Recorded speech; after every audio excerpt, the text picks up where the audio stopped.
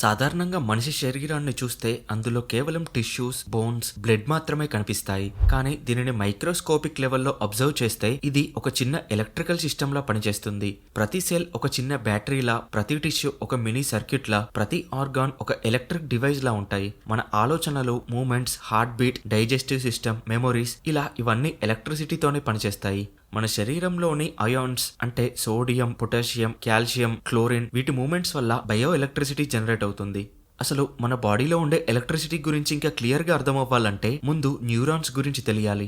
Neurons అనేవి మన శరీరంలో ఉండే మోస్ట్ అడ్వాన్స్డ్ ఎలక్ట్రికల్ సెల్స్. ఇవి బ్రెయిన్ నుండి స్టార్ట్ అయ్యి బాడీలో ప్రతి పార్ట్ కి కనెక్ట్ అయి ఉంటాయి. ఇవి బ్రెయిన్ నుండి ప్రతి సిగ్నల్ బాడీకి అండ్ బాడీ నుండి ప్రతి సిగ్నల్ బ్రెయిన్ కి ఎలక్ట్రికల్ అండ్ కెమికల్స్ ద్వారా సిగ్నల్ ట్రాన్స్ఫర్ చేస్తూ ఉంటాయి. మనం ఆలోచించడం, మూమెంట్ ఇవ్వడం, ఫీల్ అవ్వడం ఇవన్నీ రియాక్షన్స్ జరుగుతున్నాయి అంటే అది న్యూరాన్స్ ఫంక్షన్ వల్లే. ఎలక్ట్రిసిటీ న్యూరాన్స్ మధ్య రిపీటెడ్ గా ఫ్లో అయితే న్యూరాన్స్ తన ఆకారాన్ని, సైజ్ ని, స్ట్రక్చర్ ని మార్చుకుంటాయి. దీనినే న్యూరల్ ప్లాస్టిసిటీ అంటే న్యూరాన్స్ యొక్క సామర్థ్యం అని అంటారు. ఈ సామర్థ్యం వల్లే మనం కొత్త స్కిల్స్ నేర్చుకోగలుగుతున్నాం, మెమొరీస్ స్టోర్ చేయగలుగుతున్నాం. మనం ఏదైనా ఒక కొత్త స్కిల్ ని నేర్చుకుంటున్నప్పుడు లేదా ఇంకా ఏదైనా నేర్చుకుంటున్నప్పుడు న్యూరాన్ సెల్స్ ఎలక్ట్రిసిటీ సహాయంతో దానికి దగ్గరలో ఉన్న సెల్స్ ని యాక్టివేట్ చేస్తుంది. దీనివల్లే కొత్త కనెక్షన్స్ బిల్డ్ అవుతాయి, పాత కనెక్షన్స్ వీక్ అవుతాయి. ఇక్కడ ఆ రెండు న్యూరాన్స్ కనెక్షనే ఒక మెమొరీ అవుతుంది. మెమొరీ అంటే మన బాడీలో సపరేట్ స్టోరేజ్ ఏముండదు. ఇలా మనం ఎక్స్పీరియన్స్ అయిన ప్రతిదీ న్యూరాన్స్ కనెక్షన్ లో మెమొరీలా స్టోర్ అవుతుంది. ఇలా మన బ్రెయిన్ కొత్త విషయాలనే నేర్చుకుంటుంది. ప్రతి ఆలోచన ఒక ఎలక్ట్రిక్ ఈవెంట్ లా పనిచేస్తుంది. అయితే న్యూరాన్స్ లో ప్రవహించే ఎలక్ట్రిసిటీ స్పీడ్ కూడా సమానంగా ఉండదు. మందంగా, తిక్కుగా ఉండే న్యూరాన్స్ లో electricity 120 meters per second speed తో ట్రావెల్ చేస్తుంది. మన బోన్స్ కి, మజిల్స్ కి ఎలక్ట్రిసిటీ పాస్ చేసే హై స్పీడ్ న్యూరాన్ పాత్వేస్ ఇవే. కానీ లివర్, లంగ్స్, హార్ట్ లాంటి ఆర్గాన్స్ కి ఎలక్ట్రిసిటీ పాస్ చేసే న్యూరాన్స్ లో కేవలం 0.5 to 2 meters per second speed మాత్రమే ఉంటుంది. అంటే ఒకే బ్రెయిన్ లో మెరుపు వేగంతో పనిచేసే ఫాస్ట్ సర్క్యూట్స్, నిదానంగా పనిచేసే స్లో సర్క్యూట్స్ ఉంటాయి. ఇవి రెండు కలిసి పనిచేస్తూ మన బాడీ కోఆర్డినేషన్ మిస్ అవ్వకుండా చూసుకుంటాయి. ఇందులో ఒక ఇంట్రెస్టింగ్ విషయం ఏంటంటే మన బ్రెయిన్ లో న్యూరాన్స్ యాక్టివేట్ అయ్యేటప్పుడు చిన్న చిన్న ఎలక్ట్రికల్ ఫీల్డ్స్ ఏర్పడతాయి. వీటిని ఎఫాప్టిక్ కప్లింగ్ అని అంటారు. ఇవి వాటికి దగ్గరలో ఉన్న ఇతర న్యూరాన్స్ యాక్టివిటీని మెల్లగా పుష్ చేస్తాయి. దీనినే ఫీల్డ్ ఇంటరాక్షన్స్ అని అంటారు. అంటే బ్రెయిన్ లో ఎలక్ట్రిసిటీ ఒక వైర్ లో వెళ్ళినట్టు కాకుండా చిన్న చిన్న షాక్ వేవ్స్ లా స్ప్రెడ్ అవుతూ ఇతర న్యూరాన్స్ ని యాక్టివేట్ చేస్తూ ఉంటాయి. దానివల్ల ఎలక్ట్రిసిటీ పాస్ అవుతూ ఉంటుంది. మన బ్రెయిన్ లో ఉండే ఎలక్ట్రిసిటీని బయట నుండి మెజర్ చేసే చాలా డివైజెస్ ని కూడా తయారు చేశారు. వాటిని యూజ్ చేసి మన తల మీద ఎలక్ట్రోడ్స్ పెడితే మన ఆలోచనలు, నిద్ర, డ్రీమ్స్, మన ఫోకస్ లెవెల్స్ అన్ని బయట వేవ్స్ రూపంలో కనిపిస్తాయి. ఎందుకంటే బ్రెయిన్ లో జనరేట్ అయ్యే ఎలక్ట్రిసిటీ మన తల మీద ఉండే చర్మాన్ని దాటి బయట వరకు వస్తుంది. మన బ్రెయిన్ లో జనరేట్ అయ్యే వేవ్స్ కూడా 5 రకాలుగా ఉంటాయి. మనం డీప్ స్లీప్ లో ఉన్నప్పుడు డెల్టా వేవ్స్, కలలు కంటున్నప్పుడు టీటా వేవ్స్, రిలాక్స్ గా ఉన్నప్పుడు ఆల్ఫా, దేని మీదైనా ఫోకస్ పెట్టినప్పుడు బీటా, దేని గురించి అయినా బాగా ఆలోచిస్తున్నప్పుడు గామా వేవ్స్ జనరేట్ అవుతాయి. మన బ్రెయిన్ లో ఉన్న ఎలక్ట్రిసిటీలో వచ్చే చిన్న చిన్న మార్పుల వల్ల మన మూడ్, ఎనర్జీ, క్లారిటీ చేంజ్ అవుతూ ఉంటాయి. మన శరీరంలో ఉండే బోన్స్ కూడా ఎలక్ట్రిసిటీని ప్రొడ్యూస్ చేస్తాయి. దీనినే పైజో ఎలక్ట్రిక్ ఎఫెక్ట్ అని అంటారు. దీని ప్రకారం మనం నడుస్తున్నప్పుడు, పరిగెడుతున్నప్పుడు, జంప్ చేసేటప్పుడు వచ్చే మెకానికల్ ప్రెషర్ వల్ల అంటే ఎముకలు కదలడం వల్ల మన బోన్స్ మధ్యలో ఉండే కొలోజన్ ఫైబర్స్ కొంచెం వంగుతాయి. అప్పుడు చిన్న చిన్న ఎలక్ట్రికల్ పల్సెస్ జనరేట్ అవుతాయి. ఇవి ఎముకలు పెరగడానికి సంబంధించిన కణజాలాన్ని అంటే టిష్యూని యాక్టివేట్ చేస్తాయి. దీనివల్ల బోన్స్ స్ట్రాంగ్ అవుతాయి. అంటే మన శరీరంలో బోన్ మేనేజ్మెంట్ కూడా ఎలక్ట్రిసిటీ మీదే ఆధారపడి ఉంటుంది. అంతేకాదు ఐస్, డైజెస్టివ్ సిస్టమ్, ఆల్మోస్ట్ బాడీలో ప్రతిదీ స్మాల్ ఎలక్ట్రిసిటీతో కనెక్షన్ ఉంటుంది. అయితే హ్యూమన్ బాడీ గురించి పక్కన పెడితే నేచర్ లో మనకన్నా ఎక్కువ స్థాయిలో ఎలక్ట్రిసిటీని జనరేట్ చేసే క్రియేచర్స్ కూడా ఉన్నాయి. వాటన్నింటిలో ఎలక్ట్రిక్ ఈల్ చాలా పవర్ఫుల్ అని చెప్పొచ్చు. ఇది నేచర్ లో ఉండే ఒక strongest biological electric source. Electric eel organs లో కొన్ని వేల ఎలక్ట్రోసైట్స్ ఉంటాయి. ఇవి చిన్న చిన్న బ్యాటరీ సెల్స్ లాగా పనిచేస్తాయి. ప్రతి ఎలక్ట్రోసైట్ కొన్ని మిల్లీ వోల్ట్స్ ఎలక్ట్రిసిటీని ప్రొడ్యూస్ చేస్తుంది. ఇలాంటి ఎలక్ట్రోసైట్స్ కొన్ని వేల సంఖ్యలో కనెక్ట్ అయ్యి ఉండి ఒక పెద్ద బయాలజికల్ పవర్ బ్యాంక్ లా పనిచేస్తాయి. ఒక ఎలక్ట్రిక్ ఈల్ ఒకసారి దాడి చేసినప్పుడు 600 వోల్ట్స్ ఎలక్ట్రిసిటీని రిలీజ్ చేస్తుంది. ఈ పవర్ కి హ్యూమన్ ఆర్గాన్స్ డ్యామేజ్ అవుతాయి. ఈవెన్ మరణం కూడా రావచ్చు. ఇంకా సర్ప్రైజింగ్ విషయం ఏంటంటే ఇది 1 ఆంపియర్ కరెంట్ ని రిలీజ్ చేస్తుంది. 1 ఆంపియర్ అంటే అది చాలా ప్రమాదకరమైన స్థాయిలో ఉంటుంది.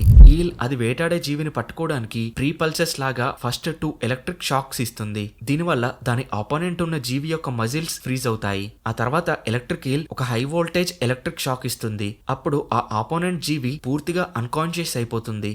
ఎలక్ట్రిక్ ఈల్ దాని ఎలక్ట్రిసిటీని వేటాడడానికి మాత్రమే కాకుండా లో వోల్టేజ్ పల్సెస్ ని రిలీజ్ చేస్తూ దాని చుట్టూ ఉండే ఎన్విరాన్మెంట్ ని స్కాన్ చేయడానికి కూడా యూజ్ చేస్తుంది. దీనివల్ల డార్క్ వాటర్ లో కూడా దాని ఎదురుగా ఉన్న జీవి ఎంత సైజ్ లో ఉంది, ఏ షేప్ లో ఉంది, ఏ డైరెక్షన్ లో ఉంది అనే విషయాలు తెలుసుకోగలుగుతుంది. ఎలక్ట్రిక్ ఫీల్డ్ లో వచ్చే మార్పులను గమనిస్తూ అది వేటాడుతుంది. ఇది అచ్చం ఎకోలొకేషన్ లా పనిచేస్తుంది.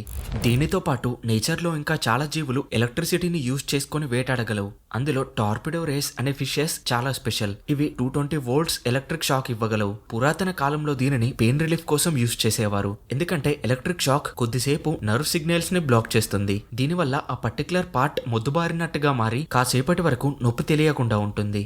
షార్క్స్ తన చుట్టూ ఉండే ఎలక్ట్రిసిటీలో వచ్చే మార్పులని చాలా ఎగ్జాక్ట్ అండ్ షార్ప్ గా గుర్తించగలవు. వాటి మొహం మీద ఉండే యాంపుల్లా ఆఫ్ ఫ్లోరెంజిని అనే ఆర్గాన్ తో 1 వోల్ట్ లో 1 బిలియన్ వంతున్న ఎలక్ట్రిసిటీని కూడా నీటి ద్వారా ఐడెంటిఫై చేస్తాయి. అంటే మన హార్ట్ బీట్, పల్స్ రేట్, మన బాడీ మజిల్స్ లో వచ్చే చిన్న చిన్న మూమెంట్స్ ని కూడా ఇవి గుర్తించగలవు.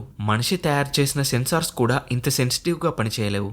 ప్లాటపస్ కూడా చాలా ఇంట్రెస్టింగ్ గా ఉంటుంది. ఇది ఒక యానిమల్ అయినప్పటికీ ఎలక్ట్రిసిటీ సెన్సింగ్ ద్వారా వేటాడుతుంది. ఇది వేటాడే జీవి యొక్క మజిల్స్ జనరేట్ చేసే అతి తక్కువ ఎలక్ట్రిక్ ఫీల్డ్స్ ని కూడా గుర్తించి నీటిలో అది ఏ డైరెక్షన్ లో ఉందో తెలుసుకుంటుంది.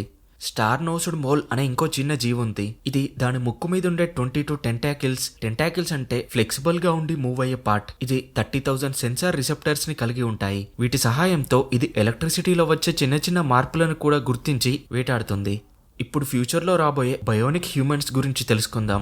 ఏదైనా ఒక వ్యక్తికి చేతులు పనిచేయనప్పుడు ఫ్యూచర్లో అతను బయోనిక్ ఆర్టిఫిషియల్ హ్యాండ్స్ ని యూజ్ చేస్తే అవి ట్రెడిషనల్ మెటల్ పార్ట్స్ లాగా పనిచేయవు. ఇవి డైరెక్ట్ గా వ్యక్తి యొక్క నర్వ్స్ తో ఉండే ఎలక్ట్రికల్ సిగ్నల్స్ ని డీకోడ్ చేస్తాయి. ఆ సిగ్నల్స్ లో ఉండే ఇన్ఫర్మేషన్ ని అర్థం చేసుకుని దానికి తగినట్టుగా ఆర్టిఫిషియల్ హ్యాండ్ లో ఉండే మోటార్స్ ని యాక్టివేట్ చేస్తాయి. అండ్ అలాగే ఆ పార్ట్స్ నుండి వచ్చే ప్రెషర్ ని చిన్న చిన్న ఎలక్ట్రిక్ పల్సెస్ లాగా మార్చి మళ్ళీ అతని నర్వ్స్ కి పంపిస్తాయి. దీనివల్ల ఆ వ్యక్తికి నేచురల్ గా వస్తువులను కదుపుతున్న ఫీలింగ్ వస్తుంది.